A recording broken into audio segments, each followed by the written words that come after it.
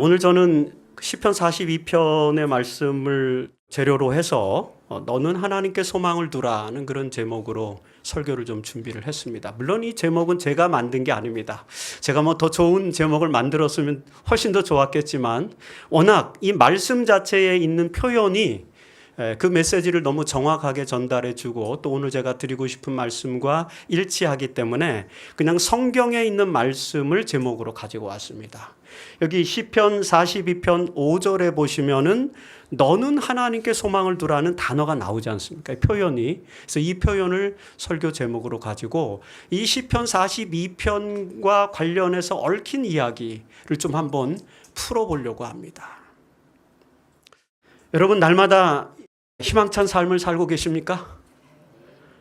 여러분들의 삶엔 늘 희망이 있어요? 제가 수업 시간에 종종 우리 학생들에게 묻습니다. 여러분 희망 있습니까? 그러면은 어디서 그런 답변이 나오는지 모르겠지만 어디서 그런 자부심, 확실성이 나오는지는 저는 알지 못하지만 대부분의 학생들이 그렇다고 대답을 해요. 희망이 있다고 대답을 합니다. 그래서 저도 그런 생각을 하죠. 그래.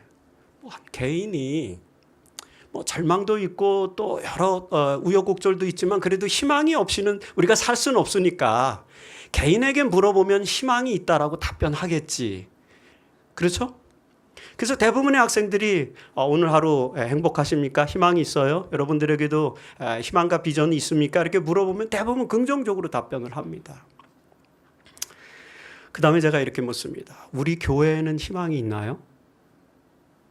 우리 교회도 희망이 있을까요? 있습니까? 이렇게 물어요. 그러면 그렇죠. 남은 물이니까 희망이 없으면 안 되죠. 그래요. 희망이 없으면 안 되니까 교회도 희망이 있는 것 같은 느낌을 좀 받아요. 그리고 희망이 없어서는 안 되니까 희망이 있다고 이야기를 해야 될 것 같아요. 그래서 또 처음처럼은 아니지만 그래도 몇몇 학생들이 근자감을 앞세워서 근거 없는 자신감이라는 뜻입니다. 앞세워서 또 그래요. 그렇죠. 교회도 희망이 있어야 되지 않나요? 있죠. 이렇게 이제 답변을 하는데 약간 좀 머뭇거리죠.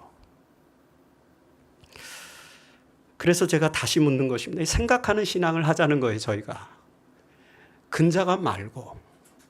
진짜 우리에게 희망이 있나? 우리에게 희망이 있다면 그 희망의 근거는 무엇일까? 무엇 때문에 우리는 희망을 이야기하고 희망을 말할 수 있을까? 정말 내 삶을 해부해 보면, 분석해 보면 나는 절망 속에서 더 많이 살아가고 있을까? 희망 속에서 더 많이 살아가고 있을까? 우리 자신들의 삶과 우리 교회의 모습과 우리의 미래를 보게 되는 것이 생각해 봐야 되는 그런 질문이겠죠. 여러분 하루 종일 어떤 분 누군가를 만나서 대화를 나눠보셨습니까? 여러분들이 이번 일주일 동안에 나눈 대화 가운데서 희망의 대화가 더 많았습니까? 아니면은 뭔가 낙담하고 절망하고 괴롭고 힘들어서 이걸 어떻게 풀어야 되지? 이런 어떤 문제와 관련된 대화를 더 많이 나눴습니까? 우리는 객관화시키지는 못해요. 제가 학생들에게 수업 시간에 이제 시작하면서 기도하고 그 다음에 이제 시작하면서 여러분 행복하십니까? 여러분 희망 차세요? 이렇게 질문하면은 다 그렇다고 대답하는데 막상 우리들의 삶을 하나하나 분석해 보면 이걸 수학적으로는 이제 미분을 해야 돼. 미분을 해 보면 그렇죠? 우리의 고백과는 좀 다른 이야기들이 나옵니다. 좀 더 이야기를 크게 넓혀 보도록 하겠습니다. 20세기 최고의 여류 사상가 중에 한 사람으로 불리는 제인 구달이라고 하는 사람이 있습니다. 이 사람은 굉장히 유명한 사람, 물론 이제 진화론계에서 굉장히 유명한 대모입니다. 리처드 리키라고 하는 아주 유명한 분, 진잔드로푸스라든지 이런 이제 아프리카에서 동아프리카 원숭이의 유골들을 발견한 사람의 제자입니다. 그러니까 세계적으로 굉장히 유명한 분이죠. 한국에도 3번이나 왔어요, 이분이. 이 제인 구달이라고 하는 사람이 진화론자인데 희망의 이유라는 책을 썼어요. 그 책에서 희망의 이유를 구체적으로 4가지로 설명을 합니다. 이런 것 때문에 우리 사회는 희망이 있다. 이런 것 때문에 우리 지구는 희망이 있다. 이런 것 때문에 이 세계는 희망이 있다. 하나님 없이도 희망이 있다. 그 얘기를 하려고 하는 거죠. 그 4가지가 이것입니다. 첫 번째, 인간의 명석한 두뇌가 있는 한 우리는 희망을 가질 수 있다.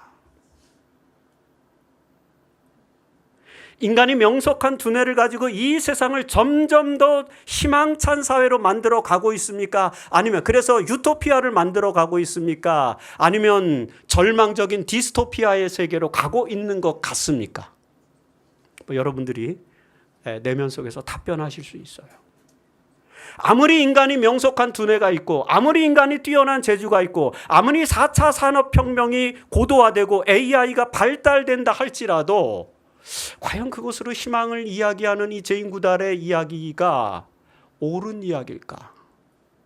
우리 생각해 봐야 돼요. 왜요? 우리는 뭐 하는 신앙을 가진 자니까? 생각하는 신앙을 가진 사람들이니까. 생각해 봐야죠. 인간의 명석한 두뇌가 인류 사회를 유토피아로 만들어가지 못하고 있는 것을 우리는 너무나도 잘 알고 있습니다. 점점점 힘들어가고 있죠. 그래서 20세기 많은 학자들은 이 세상은 진보하는가 퇴보하는가 이 문제를 가지고 100년 동안 학문적 논란을 벌였어요. 진보하는가 퇴보하는가. 물질 문명은 발달하는 것 같은데 인간의 삶의 질은 퇴보하고요. 인간의 도덕성은 더 타락하고 우리의 행복지수는 더 낮아집니다. 여러분, 전 세계에서 행복지수가 가장 높은 나라가 어딘지 아세요? 한국일까요? 스웨덴일까요? 대만일까요?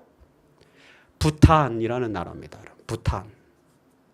부탄이 어딘지 아시죠? 저 뭐 네팔, 부탄, 뭐 인도 그 위쪽에 있는 그 나라입니다. 가장 못 사는 나라.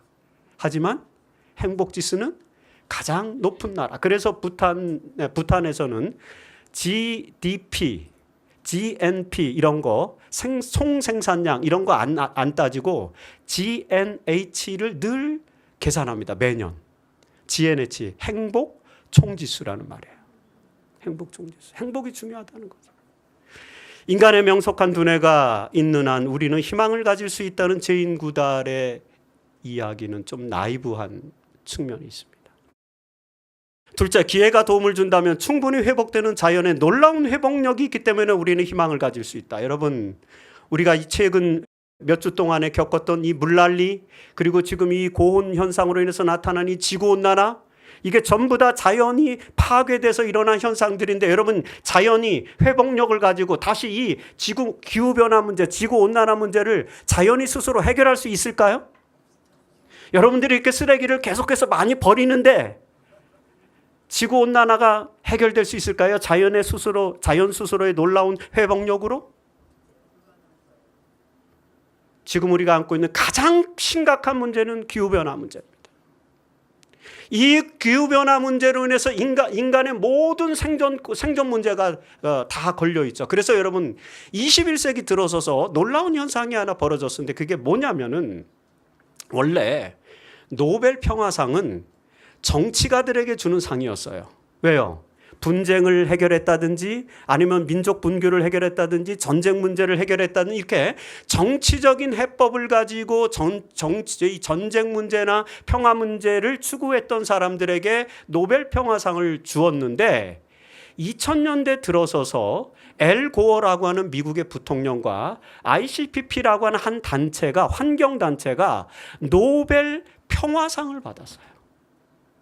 왜요? 인간의 평화를 가장 위협하는 게 더 이상 전쟁이 아니라 뭐라는 거예요? 환경 문제라는 거예요. 해결 불가능합니다. 그런데도 여러분, 자연의 놀라운 회복력이 있기 때문에 우리는 희망을 가질 수 있습니까? 세 번째, 전 세계의 젊은이들에게 새로운 시각과 열정이 있고 에너지가 있기 때문에 우리는 희망을 가질 수 있다. 동의하십니까? 젊은 사람들은 동의해야 됩니다. 왜냐하면 자기 주체니까 자신들이. 근데 저희가 젊은 사람들이 동의하는데 우리가 아니다라고 말하면 또 젊은 사람들에게 또 패기를 꺾으니까 또 그럴 수도 없고 말입니다. 제가 우리 학생들과 늘 이런 대화를 나눕니다. 정말 너희들의 시각과 너희들의 열정과 너희들의 에너지가 희망이 될까? 희망이니? 묻습니다. 사실 이런 질문은 왜 하는 거예요? 정말 너희들이 가지고 있는 시각과 너희들의 열정과 너희들의 에너지가 뭐가 되기를 원하는 거예요? 진짜 희망이 되기를 원하는 마음으로 질문하는 거죠. 여러분, 우리 젊은이들이 매우 힘들어하고 있습니다. 매우 어려워하고 있어요. 그들의 삶의 돌파구가 잘 보이지 않아요. 정규직으로 진출하는 일이 너무 어렵습니다. 다 계약직으로 가든지 아니면은 아르바이트를 해서 그들의 경제를 유지해야 돼요. 인류 역사에서 부모 세대가 자녀 세대보다 더 부자가 됐던 유일한 시기가 지금입니다. 자녀들은 정말 해법이 없어요. 그런데 그들에게 새로운 시각과 열정과 에너지를 갖게, 그들이 그런 것들을 갖고 있기 때문에 우리는 희망을 가질 수 있다라고 이렇게 말하는 것, 이것도 좀 나이브한 것 같아요. 뭔가 당연히 그렇게 이야기해야 돼요. 이게 잘못된 것은 아닙니다. 이렇게 설명해야 돼요. 저는 이 제2구달의 이런 설명에는 동의를 합니다. 그런데 과연 그럴까? 저것이 희망의 이유가 될까? 저것이 희망의 근거가 될까? 우리가 희망을 두는 위치가 저런 것이어야 할까에 대해서는 좀 고민을 하지 않을 수 없는 것입니다. 절망적인 어려움을 딛고 결국 성공한 훌륭한 사람들이 있기에 우리는 희망을 가질 수 있다. 동의되는 부분은 많아요.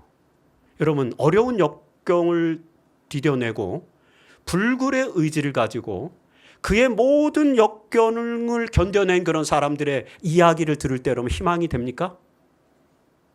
되죠. 어느 정도는. 근데 문제는 뭐예요? 그런 경우가 많습니까? 종종 있습니까? 드뭅니까? 매우 드뭅니까?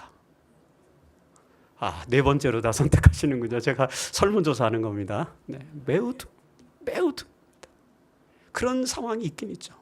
근데 사실 우리가 바라는 건 뭐예요? 이 세계가 진정한 희망의 사회로 나아간다면은 우리가 바라는 거는 그런 사례가 많이 있어야 된다는 거죠. 오늘 제가 여러분과 나누고자 하는 이야기의 본론이 바로 그 이야기예요. 불굴의 의지로 어려움과 역경을 딛고 성공한 사람들의 이야기, 그들의 노래. 그게 시편 42편입니다. 여러분 시편 42편 많이 읽어보셨을 거예요. 그렇죠? 오늘 설교의 주제 성경절은 요거 시편 42편 5절인데 공교롭게도 5절과 11절이 똑같아요. 내용이. 물론 약간 표현만 다르지만 동일한 내용입니다. 이 말은 무슨 말이에요? 여러분 찬미를 부르다 보면 똑같은 걸 계속 부르는 부분이 있죠. 그것을 우리가 뭐라 그래요? 감사합니다. 요거는 후렴이에요. 그래서 시편 42편은 노래입니까? 네, 노래죠. 성전에서 부르는 노래예요. 시편은 전부 성전에서 부르는 노래예요. 노래로 만든. 근데 노래는 되게 시로 쓰죠. 그래서 시편이라고 붙인 거예요. 노래입니다. 그 노래니까 노래에는 때때로 뭐가 있어요?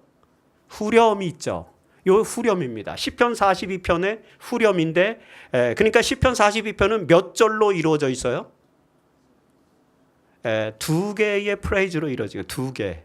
그래서 우리가 보통 이제 찬미가 몇 장? 그러면 이제 1소절 부르고 2소절 부르고 3소절 부르잖아요. 그것처럼 이 시편 42편의 1소절이 42편 1편부터 5편까지예요. 그 다음에 두 번째 소절이 6편부터 11편까지인데 5절과 11편에는 11절에 뭐가 있는 거예요? 후렴이 있는 겁니다. 그 후렴이 내 영혼아 내게 어찌하여 낙심하며 어찌하여 내 속에서 불안해하는가.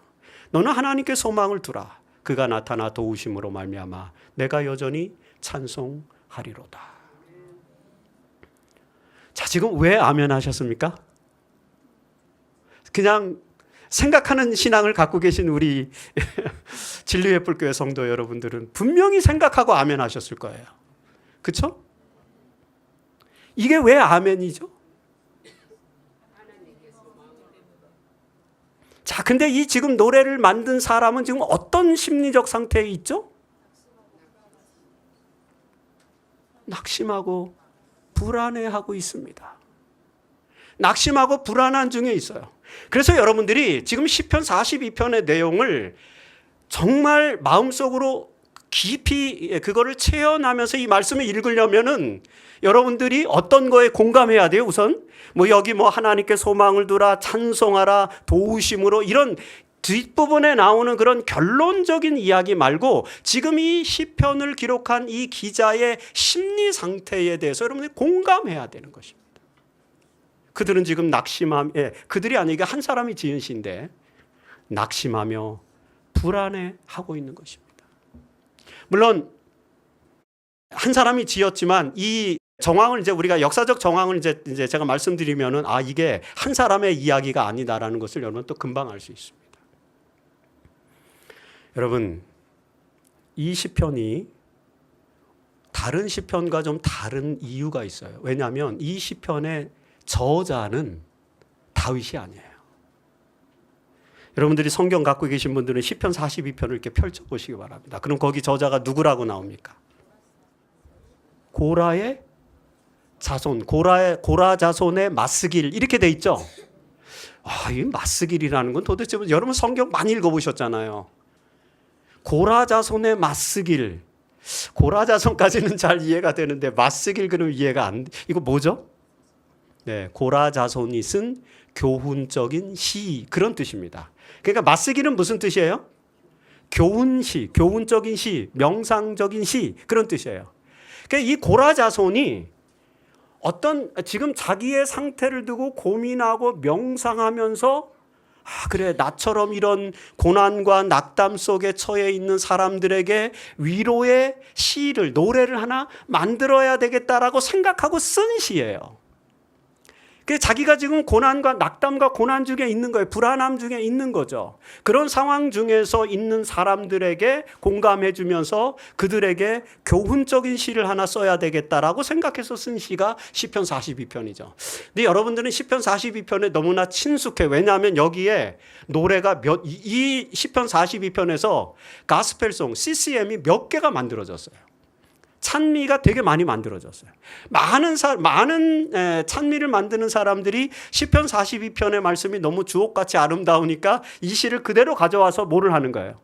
노래를 만드는 거예요. 물론 이 시대에도 다윗의 시대에도 이것이 그 성전에서 노래로 불려졌던 것이고요. 우리는 이 시편에서 한 가지 주목해야 될 내용이 있습니다. 그게 뭐냐면요. 이 시편을 기록한 저자가 누구라는 거예요? 고라 자손이라는 거예요. 다윗도 아니고. 시편 150편 중에서 다윗이 기록한 건 한 73편 정도 돼요. 몇 편? 그 다윗의 시라고 다 명기가 돼 있습니다. 한 73편 정도 돼요. 그리고 나머지는 다 다른 사람이 쓴 거예요. 누가 썼느냐? 다윗 말고 그 다음으로 시편을 많이 쓴 사람은 여러분들이 아는 사람이에요. 아삽이라고 하는 사람. 아시죠? 아삽의 시가 13편 나옵니다. 몇 편이요? 13편. 그리고 그 다음에 많이 시를 쓴 사람이 바로 이 고라 자손. 요 사람인데 요 사람이 11편을 썼어요. 물론 우리 시편에는 12편으로 나뉘어져 있지만 마지막 2편은 하나의 시를 2개로 쪼개 놓은 거예요. 그래서 실제로 고라 자손이 쓴 시는 11편입니다. 그리고 이제 헤만이 한 편, 솔로몬이 한 편, 이런 식으로 해가지고 이 시편 150편이 구성이 되어 있고 또 많은 부분은 누가 썼는지 모르는 시들도 있습니다. 그게 시편의 구성이에요. 근데 그 중에서 고라 자손이 11편의 시를 썼는데 그 11편의 시가 바로 시편 42편부터 계속 나와요. 쭉 시편 42, 43, 45, 46 전부 다 고라 자손의 시인데 이 시편 41편까지가 시편에서 첫 번째 파트고 이 시편 42편부터가 두 번째 파트입니다. 그리고 88편 가서 세 번째 파트가 나오고 그 다음에 이제 132쪽에 가서 이제 네 번째 파트가 나와요. 그래서 시편은 총 4개의 번으로 나눠져 있는 책이에요. 여러분들은 그냥 성경 딱 펼쳐갖고 시편 1편부터 150편까지 그냥 한숨에 다 읽으시는데 한숨에 다 못 읽어요. 왜요? 시편 119편은 너무 길어. 150절까지 있어. 그러니까 한숨에 못 읽어요. 그냥 쫙 읽다가 시편 119편 오면은 딱 이제 숨이 멎죠. 왜? 와, 이거 150편 다 읽어야 되는데 며칠 걸릴까요? 뭐 마음 잡고 1시간이면 다 읽지. 뭐 1시간도 아니고 뭐 30분이면 다 읽겠지만 너무 기니까 지루한 거예요. 그렇죠? 예. 어쨌든 그렇습니다. 그게 시편이에요. 근데 시편은 그렇게 구조화돼 있어요. 그 두 번째 파트의 시편의 시작이 시편 42편이고 이것이 고라 자손이 쓴 것인데 여러분 한번 생각해 보세요. 누구의 자손이라고요? 고라가 어떤 사람입니까? 다 잘 아시죠? 민수기 16장. 고라가 지금 뭘 했어요? 레위의 증손 고하세전 손자 이스할의 아들 고라와 루벤 자손 엘리압의 아들 다단과 아비람과 벨렛의 아들 온이 당을 짓고 이스라엘 자손 총회에서 택함을 받은 자 곧 회중 가운데서 이름 있는 지휘관 250명과 함께 일어나서 모세를 거스르니라. 그들이 모여서 모세와 아론을 거슬러 그들에게 이르되 너희가 분수에 지나도다. 회중이 다 각각 거룩하고 여호와께서도 그들 중에도 계시거늘 왜 너희가 어찌하여 너희만 여호와의 총회 위에 스스로 높이느냐. 지금 뭐 하는 거예요? 지금 고라가? 예, 고라가 여기서 수장입니다. 대장이에요, 대장. 고라가 자기의 뜻과 함께하는 다단과 아비람과 오온이라고 하는 사람을 모아서 그 다음에 그것만 모은 게 아니에요. 또 누구를 모았어요? 예, 회중 가운데서 지휘관 그것도 지도자 250명을 모아가지고 모세와 아론에게 와서 왜 당신들만 지도자가 돼야 되느냐? 우리도 뭐를 할 수 있다? 지도자가 될 수 있다. 반역하는 거예요, 지금. 쿠데타를 일으키는 것입니다. 왜 그런지 아세요?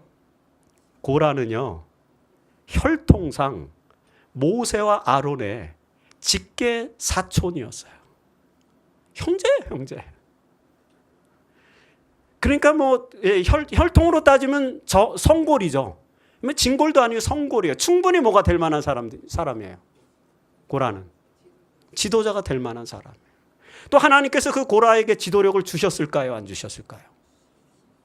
그 정도 집안이고 또 이 정도 250명 지휘관을 포섭할 정도의 능력을 가진 사람이 일단은 언변이 좋았겠죠.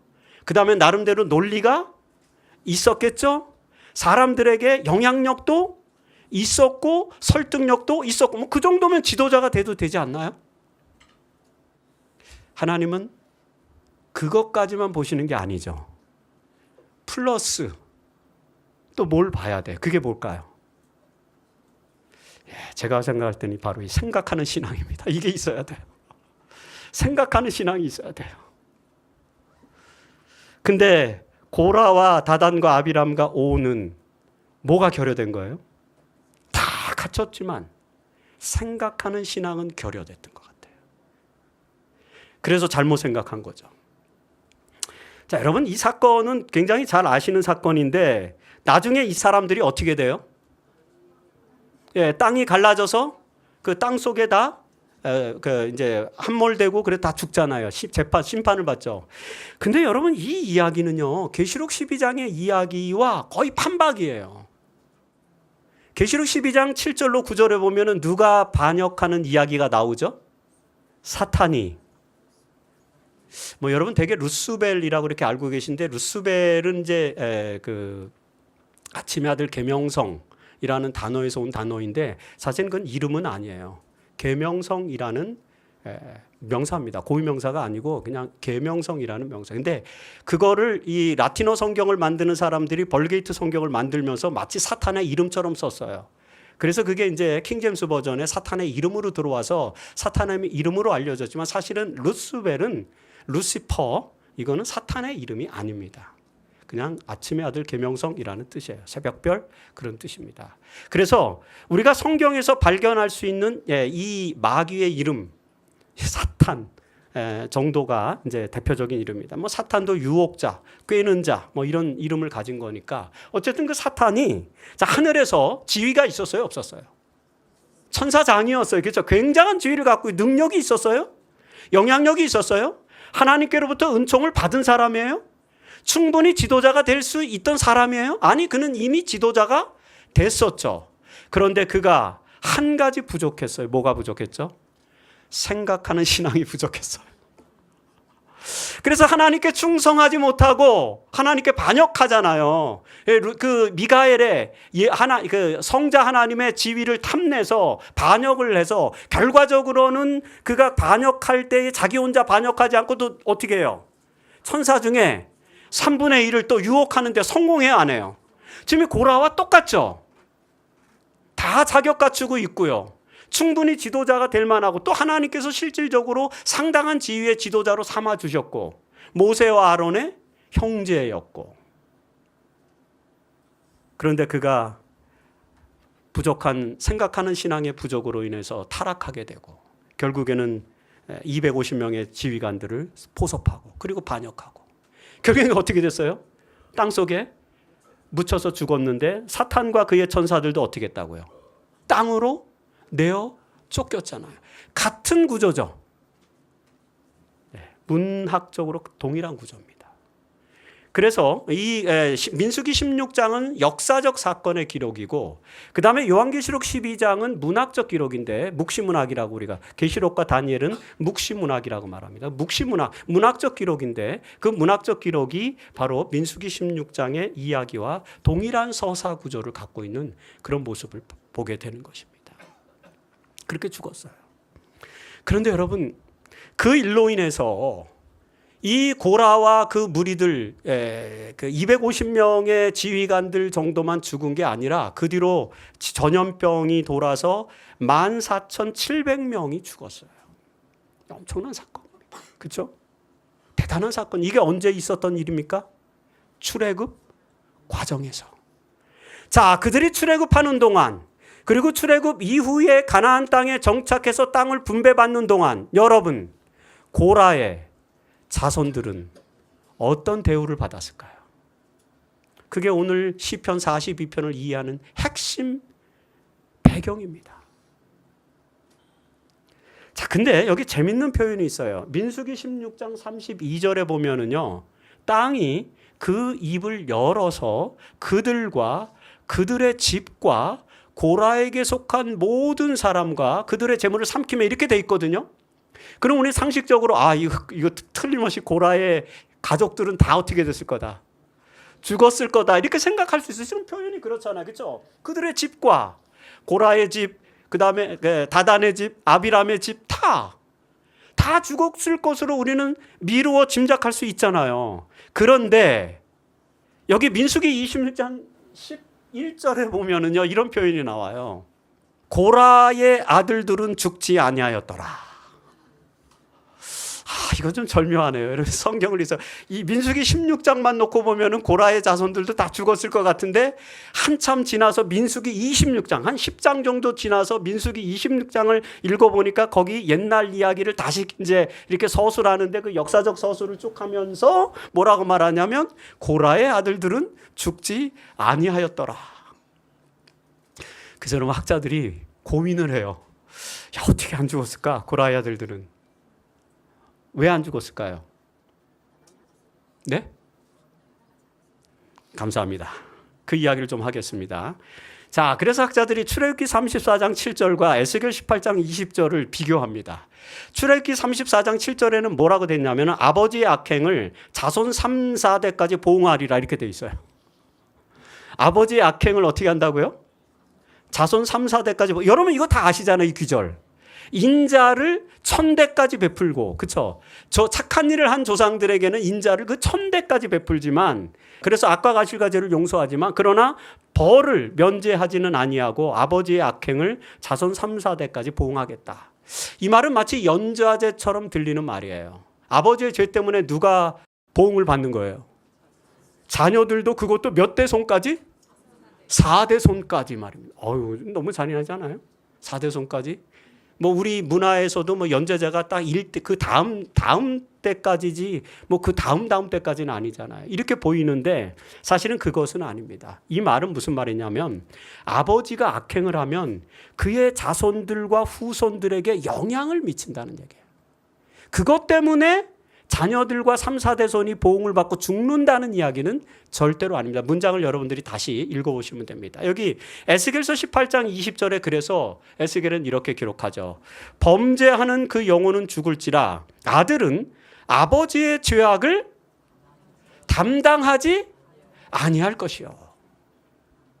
그래서 성경은 연자제가 아니다 라고 이렇게 우리가 볼 수 있습니다. 뭐 이런 걸 떠나서 여기 민수기 그 16장의 내용을 보면은 이게 고라의 자손들도 죽었을 것 같은데 근데 민수기 26장에 보니까 다행히 고라의 아들들은 죽지 아니하였더라. 그래서 학자들이 이렇게 설명을 합니다. 물론 정답은 아니지만 그냥 이성적으로 설명하는 거예요. 이해를 추구하는 신앙이니까.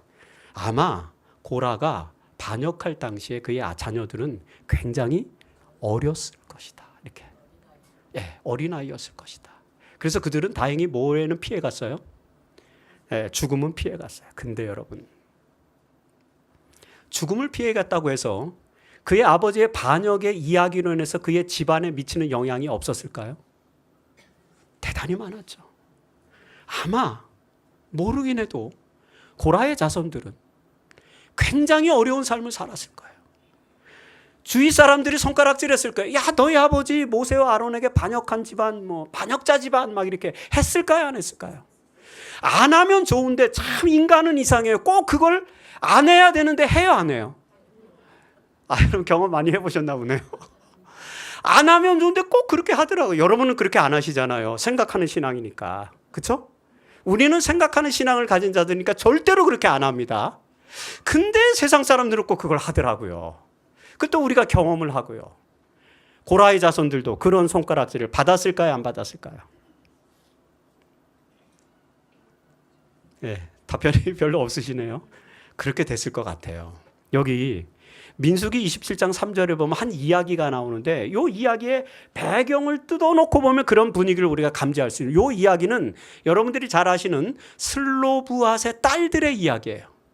슬로브앗의 딸들은 남자 형제는 없었는데 아버지가 돌아가셨어요. 이제 가나안에 가서 분깃을 받아야 되는데 분깃은 누구만 받게 돼 있어요? 아들만 받게 돼 있어요. 근데 이 슬로브앗은 죽었고 그는 아들이 없어서 딸만 있는 거죠. 그러니까 슬로브앗의 딸들이 생각한 거예요. 이거 아버지가 돌아가셨는데 이제 가나안에 분배받을 때 되면 우리는 지분을 하나도 못 받을 것 같은데 이게 말이 되느냐. 우리는 아들은 없어도 우리 아버지가 얼마나 이 출애굽 여정 속에서 모세와 아론을 위해서 현저하게 공헌하고 얼마나 많은 그 노력을 기울였냐. 그러니까 우리도 아들은 없어도 뭐는 받아야 되겠다. 상속은 받아야 되겠다. 이런 결심을 가지고 지도자들에게 가서 우리의 분깃을 달라고 요구해요, 안 해요? 최종적으로 그들이 그 요구를 수락 받았어요, 안 받았어요? 뭐 완벽하게는 아니지만 약간 편법으로 받습니다. 이렇게 결혼을 해서 결혼 조건을 이렇게 이제 받게 돼요. 하지만 그들이 원하는 이제 분깃을 받는데 성공을 했어요. 그런데 여러분, 그 분깃을 받기 위해서 뭔가 논리를 썼어야 되잖아요. 논리를 만들 때 이해 뭐라고요? 민수기 27장 3절에. 자, 우리가 왜 지분을 받아야 되느냐? 보세요. 우리 아버지가 광야에서 죽었지만 여호와를 거슬러서 모인 고라의 무리들의 우리는 들은 적이 없고 우리 집안은 그렇죠? 자기 죄로 인해서 죽고 그리고 아들이 없었기 때문에 우리 아버지는 우리 아버지의 자손들은 분깃을 받아야 되겠다. 근데 여러분 불행히도 그 논리 속에 누구를 집어넣는 거예요? 자, 저희 이야기를 고라의 자손들이 들었을까요? 안 들었을까요? 그럼 고라의 자손은 분깃을 못 받나요? 다행히 고라의 자손들은 레위인들이었어요. 그러니까 레위인에게는 따로 땅이 분깃이 주어지는 것이 아니라 성전에서 봉사를 하고 성전에 들어오는 예물들로 분깃을 나눠받았기 때문에 고라의 자손들은 다행히 뭘 요구하지 않아도 됐어요. 땅을 분깃으로 요구하지 않아도 했어요. 만일에 이 논리대로라면 고라의 자손들이 레위인이 아니었다면 분깃을 받을 수 있을까요? 못 받았을까요? 잘 몰라요. 논란은 있었을 거예요. 또 사람들이 와서 손가락질했겠죠. 아니 저 사람들은 당신을 반역한 지도자들 반역한 무리들의 자손들인데 어떻게 저 자손들에게 분깃을 줍니까? 했을까요? 안 했을까요? 벌써 시간이 많이 갔네요. 마칠 시간이 벌써 됐습니다. 한참 흥미진진한데 그렇죠? 어쨌든 시간이 가니까 끝내야 되겠죠.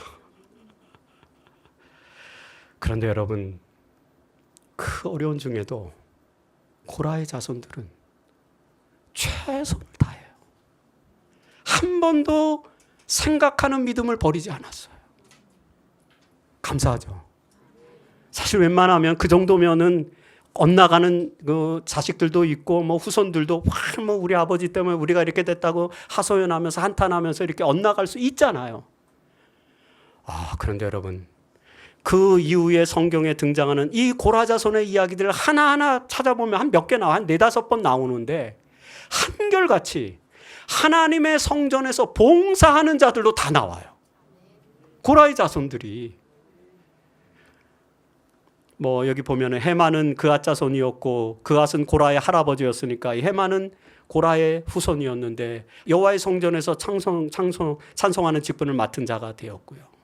뭐 여기는 사무엘도 등장. 여러분 사무엘 알잖아요. 위대한 선지자 사무엘. 그 사무엘이 고라의 자손이에요. 17대 손. 네, 감사합니다. 제가 여기 써놨잖아요. 사무엘은 고라의 17대 손이었어요. 반전이죠. 이래서 제가 시간이 없어가지고 좀 넘어가서 이래서 시편 42편을 고라의 자손이 쓴 겁니다. 이해가시죠? 사실 그들은 늘 낙심과 불안 속에 살았어요. 그의 조상의 그 반역의 죄가 늘 그 후손들의 가슴 속에서는 하나의 이게 큰 응어리가 되었고요. 그리고 뭐 평소에는 괜찮아요. 아무 일 없을 때는 괜찮은데 문제만 생기면은 사람들이 또 손가락질해요. 봐라 너 그 고라의 자손이니까 고라의 후손이니까 그런 거 아니야. 너희 부모가 만일에 그때 반역만 안 했어도 우리가 이런 고난을 당했을 거야. 뭐 이런 식으로 계속 문제 제기를 하지 않습니까? 그러니까 얼마나 힘들었겠어요. 하지만 그런 낙심 중에서도 그런 불안 중에서도 고라의 자손이 이 시를 쓸 수 있고 그 다음에 그들이 희망을 버리지 않았던 유일한 이유, 그게 뭐예요? 감사합니다. 그들의 소망은 오직 어디에만 있었기 때문에? 하나님께만 있었기 때문에 가능한 것입니다. 여러분 세상의 지혜, 뭐 인간의 지혜, 그 다음에 여러분들의 친구, 또는 여러분들의 재산, 또는 우리 교단의 규모, 뭐 어떤 지위, 명예, 그런 거에다가 희망을 걸어보세요. 절대로 그것은 안전하지 않습니다. 늘 불안하게 돼 있어요. 그런데 우리가 낙심 중에 있고 우리가 절망 중에 있고 우리가 늘 비판받는 대상이 될 수 있고 많은 사람들이 나에게 손가락질하고 또는 우리의 조상이 잘못 살아서 내가 그 연좌죄에 준하는 그런 어떤 엄청난 고난을 당하고 또는 어떤 나의 사소한 실수나 잘못 때문에 많은 사람들이 끊임없이 나를 공격하고 손가락질하는 그런 낙심과 불안 속에 산다 할지라도 우리의 소망이 어디에 있으면? 하나님께 있으면 우리는 하나님의 도우심으로 말미암아 여전히 찬송할 수 있다는 이 시편의 말씀이 오늘 저와 여러분들의 마음속에 위로가 되기를 간절히 바랍니다. 오늘 우리들의 삶 속에 희망이 되기를 바랍니다. 그래서 이제는 여러분들이 지금까지 그래왔던 것처럼 생각하는 신앙을 가지고 우리의 믿음의 뿌리가 다른 그 어떤 것이 아닌 하나님께 두시는 여러분이 되시기를 간절히 바랍니다. 하나님께서 저와 여러분들에게 고라의 자손과 같은 그런 희망을 오늘 시간 그리고 앞으로 영원히 우리의 삶 속에 가져다 주기를 간절히 바라면서 말씀을 마치겠습니다.